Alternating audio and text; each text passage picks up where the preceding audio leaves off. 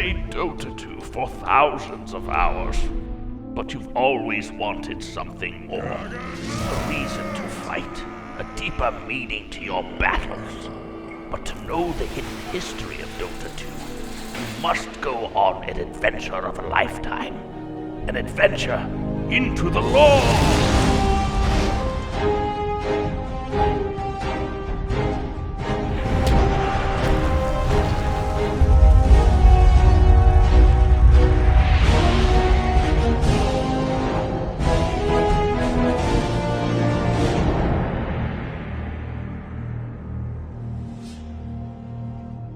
Hello and welcome to another episode of LOREGASM. Today, we're going to do something a little different. Talk about some theories that I have about the upcoming hero, Mars. Now, I know what you're thinking. Why do a prediction video on a hero that's coming out in a month? You could be completely wrong and have to do another video about his real lore in 2 weeks? Well, I agree. Or at least I did, until I noticed something that made me want to talk about something that might not have anything to do with Mars, but it's still super interesting in the world of Dota 2. So, let's get into it. All we have right now is the trailer for Mars. Well, okay, we do have something else. Zeus! You see, Zeus's lore basically says that, yeah, he's actually Zeus, the Greek god of gods. That's literally him. Okay, well, there's a little room for interpretation that he might not be literally the Zeus we know from our universe's Greece, but honestly, he seems to be literally Greek Zeus. He even references Greek stories and other people, like this response to Invoker. Invoker, let me tell you a little story about my friend Narcissus.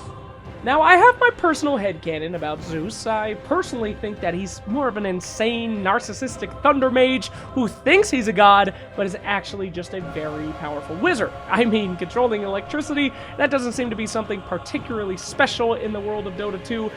Razor, Storm, Disruptor, shit, even a hammer can control electricity. But anyway, let's just ignore my headcanon for now and take it all at face value here. Zeus, the Greek god, exists in Dota 2, which means the entire Greek pantheon could exist in Dota 2, which means that Mars, the Roman god of war, could literally be Mars, the Roman god of war.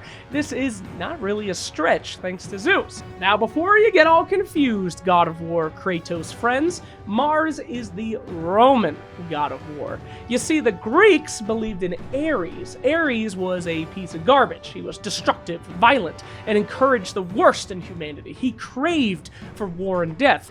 Mars, on the other hand, was the Roman god of war. He wasn't really that bad of a dude. He was a god of war, but also he was the god of victory, even the god of peace and protection. Well, armed peace. Peace brought forth by Pax Romana, aka Romans don't fight other Roman people, so if we take over your society and you become Roman, your fighting days are over. You are Rome, you're protected by Rome after that battle is lost. So, yeah. Mars actually could just be the literal god Mars from Roman mythology. But then we run into our first problem. See, we already have Romans in Dota 2. They're called the Bronze Legion. The Bronze Legion is Roman. It's just a straight-up carbon copy. Their lore and artifact is spreading around, building roads, everything that the Romans did, and they have legions. But what's really important here is some lore that we get from artifact. Check out the description for the Temple of War. Let's take a listen. Our god is strange to the Vu. I understand. Once she was strange to me. But in time, they will learn to love her as we do. Now, if you're not familiar with artifact lore, here's the short and sweet. The Legion is Roman, they took over a Vul city, and they're making Vul culture assimilate into Roman culture, etc. But here we find out that the god of war for the Legion is female. But Mars don't look like a female to me from the trailer. In fact, Mars is known to have the perfect male body from real-world Roman lore, and yeah, this is our first clue that maybe things are a little bit different than what they seem. Okay, so from here on out, let's check out the trailer, step by step. Okay, Second one, we open up to a shield. Now, you would expect this to be a Roman shield, as Mars is the Roman god of war, but no, it's not. Romans used long, rectangular shields called scrutums. These are great for defense of a large unit, protecting units from overhead arrows and pushing forward, but they're pretty bulky on offense, and they're hard to use a weapon with. Now, this shield is absolutely a Greek shield, close to an aspis. These are circular shields made for the phalanx, baby, made for fighting, having a weapon in your hand. Maybe remember the circular Spartan shield. These are very similar, with holes in the side so you can hold your spear forward while having your spear ready to first stabbing. There's no question here, these are Spartan or Greek shields. And we also see dories. These are spears used for heavy infantry in ancient Greek times, the hoplites. Alright, let's move on.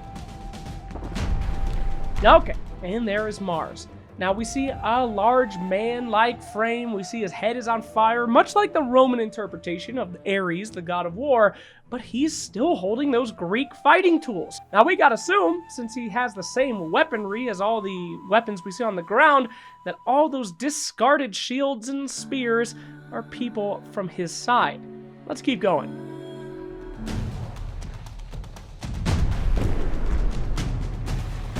And there we go. So cool.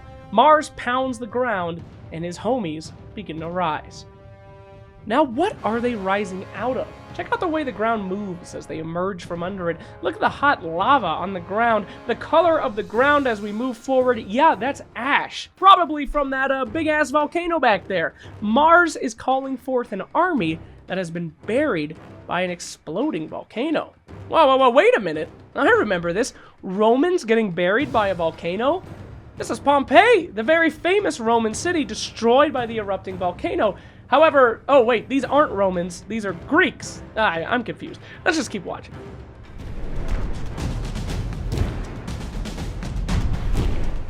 Check out that helmet. That is a Corinthian helm, originally created in the Corinthian city-state of Greece. Now, plumes were all the rage back then. Romans did end up getting some plumes later on themselves, but typically they had a little bit of space in between the plume and the helm. Romans preferred to have tight, less flashy helmets, exactly like what we see for Bronze Legionnaires' art and artifact. Clearly, that's what a Bronze Legion Roman soldier looks like. No, these boys yet again are Greek, maybe even Spartans. As you can see, those shields are round and have no holes in the sides.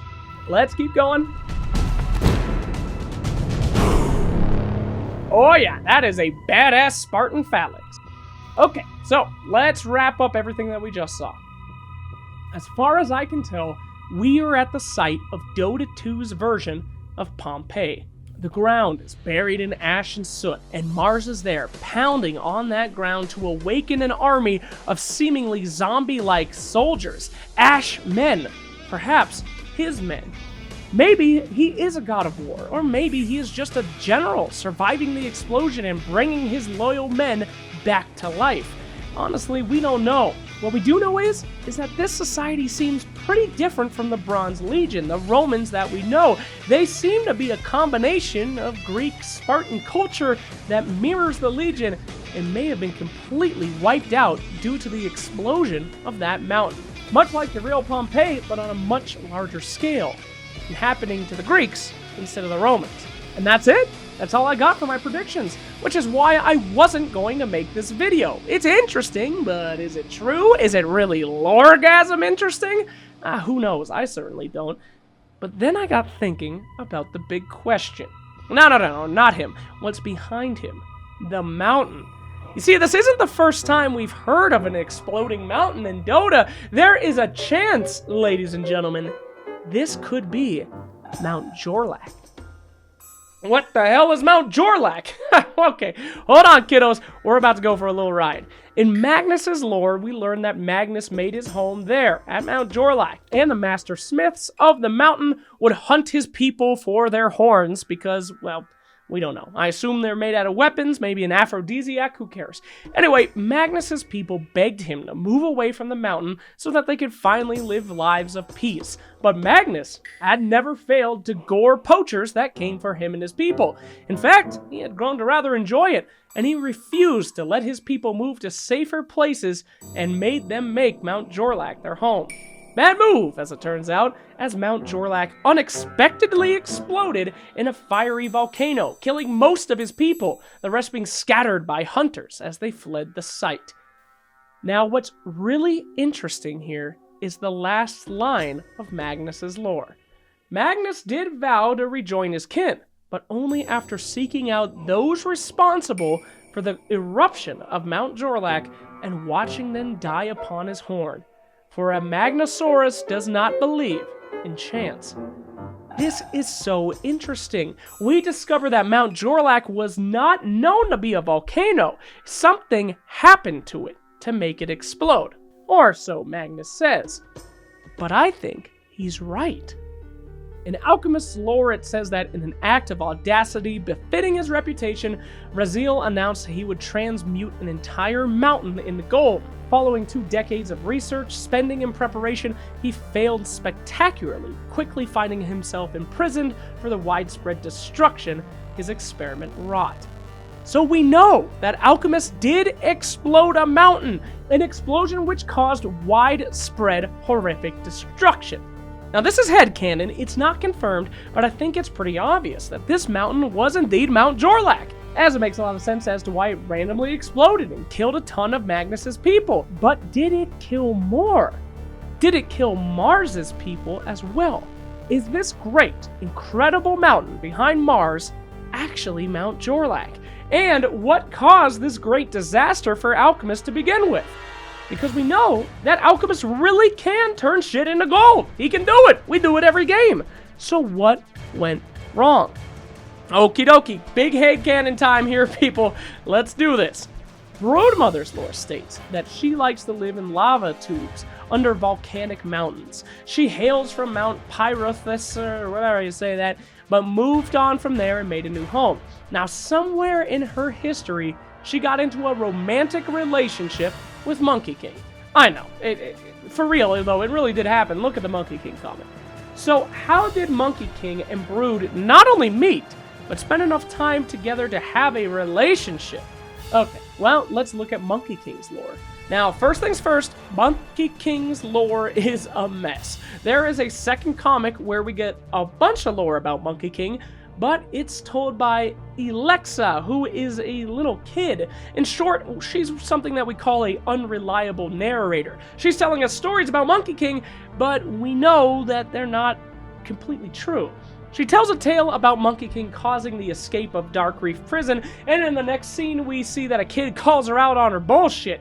So yeah, we can't really trust exactly what Alexa's saying, but we do know that it is a version of a story that comes from something that might actually be true.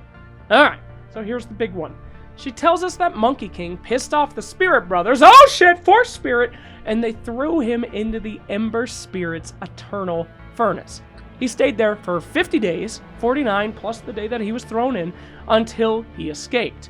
Alright, cool, but we don't see this anywhere else, unless she got a few details wrong.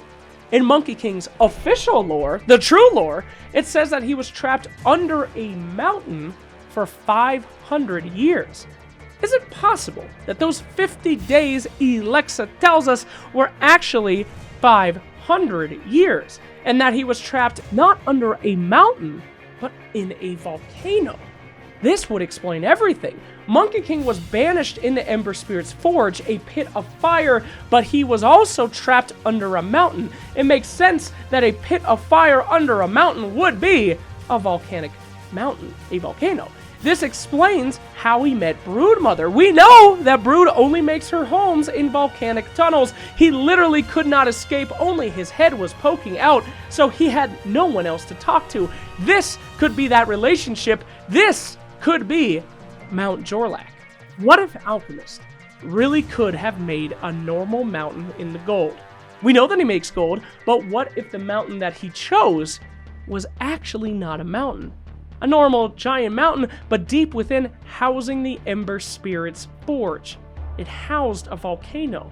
There had never been signs that this mountain had that power within it before. Magnus's people lived there. Mars's people lived there. It was just a large mountain. But when Alchemist goes to transmute that giant mountain, his concoction meets with the fire and magma of the forge, exploding the mountain, freeing the Monkey King, relocating the Broodmother, killing Magnus's people, and potentially wiping out all of Dota 2's Greece to make way for the rise of the Bronze Legion, aka the Romans, and beginning the story of Mars.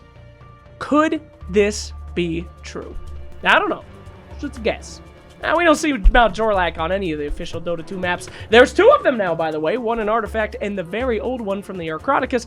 We have no idea where Mount Jorlak was located. Now, if you do remember, the old map of Dota 2 was shaped like an upside-down Greece. It did have a region called the Wailing Mountains. Why would those mountains be wailing? Maybe they are exploding.